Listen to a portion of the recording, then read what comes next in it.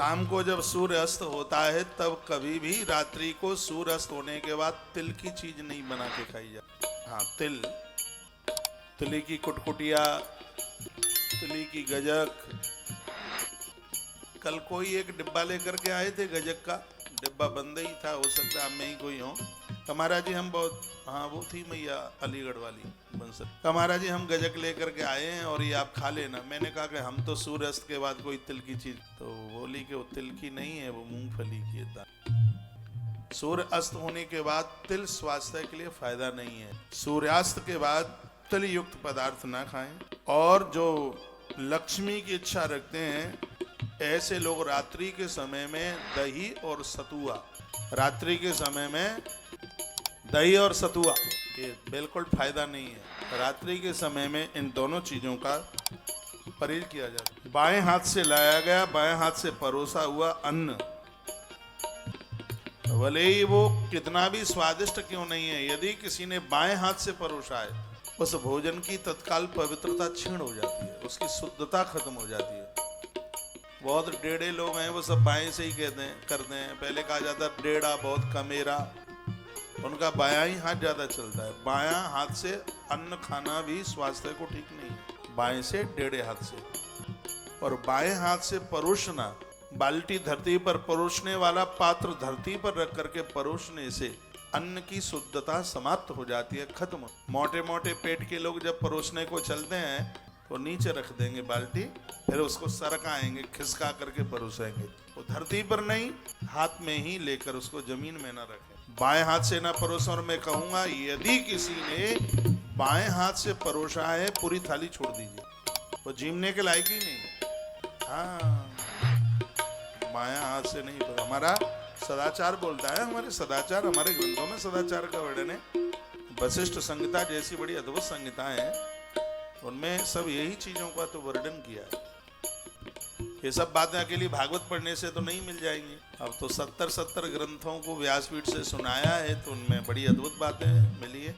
मुझे तो यदि कोई बाएं हाथ से अमृत भी परोस देगा तो मैं तो नहीं लूंगा, क्योंकि उसके दोष मैंने पढ़ लिए हैं। इसलिए बाएं हाथ से कभी भी परोसिए मत और बाएं हाथ से कभी भी खाइए भी। इसको दोष में लिया गया है। कुछ चीजें हैं बासी भात, कुछ चीजें हैं बासा खा लो, लेकिन कुछ चीजें हैं जो बासा नहीं खाया जाता, बासी भात। मैंने कई बार रसोई में रसोइयों को कहा है, आज से बहुत पहले, मैंने कहा मुझे ना पता लगे, वैसे तो बासा भोजन दूसरे दिन परोसना नहीं है। और फिर भी ये ध्यान रखना, यदि चावल बासा बच जाता है तो वह तो भूल करके परोसना ही मत, बहुत जघन्य अपराध हो जाएगा। बासा भात, चावल बासा, अति अपवित्र, अति अशुद्ध। बासा भात न परोसें न खाएं। और एक जूठा पदार्थ सब पुण्यों को समाप्त कर देगा यदि किसी को जूठा परोस दिया तो। कोई भी चीज, जूठे बर्तनों में परोस दिया, जूठा परोस दिया, सब शुभ कर्म नष्ट कर देगा। बात समझ में आ रही है? ये तुम्हारे घर में जो शीशे के बर्तन है ये तो जूठे ही होते हैं, ये जूठे ही है। कुछ परहेज कीजिए, कुछ बनाइए अपने घर में, पीतल के, ताम्र के, उससे तो स्टील ज्यादा बढ़िया है। पुण्य क्षीण होते हैं जूठे बर्तन में परोसने पर और जूठा परोसने पर, जूठा खिलाने पर। मैंने देखा है इसलिए मैं बोल रहा हूँ। घर में 4-6 लोग आए, उनके सामने ड्राई फ्रूट, कुछ नमकीनें रख दी जाती हैं। वो लोग, आने वाले लोग थोड़ा ही थोड़ा खाते हैं, फिर उनको डिब्बों में भर दिया जाता है। और फिर कोई दूसरे दिन आता है तो फिर वही परोस दिया जाता है। खैर बुलंदशहर के लोग तो योग्य हैं, होशियार हैं, आप तो ऐसा नहीं करते, लेकिन ऐसा बहुत होता है। उतना ही परोसी, उसको दोबारा से आप इकट्ठा करके फिर दोबारा परोसते हैं, ये अपराध है, ये पुण्यों को छीड़ कर देगा। इसमें लिखा है इससे घर की बरकत समाप्त होती है। आप अपनी रसोई में अन्न पुजा ही नहीं पाएंगे, इतनी कमी आ जाएगी। जूठा परोसने से रसोई में अन्न की बरकत नहीं होगी, बिल्कुल भी पूर्ति ही नहीं कर पाए, इतनी कमी आ जाएगी। इसलिए भूल करके भी, और जूठे बर्तन को भी, जूठे बर्तन में भी ना परोसे।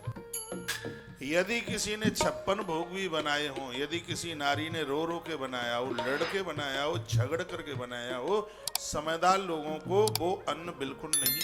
इसलिए मैं कितनी बार माताओं को कहता हूं, हे मेरी माँ, हे मेरी जीजी, रसोई में मंदिर में तो मुस्कुराते हुए, आंसू बहाके नहीं, लड़के नहीं। कभी कभी ये माताएं बनाती रहती हैं, बाप को गालियां देती रहते हैं, मर गया, फौज में पटक गया है, चैन नहीं मिलता सुबह से रात तक, और वो उसे कोसती रहती। और रोटी खाने वाले लोगों की बुद्धि क्या करेगी फिर। इसलिए कभी भी रसोई में, मंदिर में दिमाग मूड खराब करके बिल्कुल मुस्कुराते हुए, एक बार हंस के बताइए।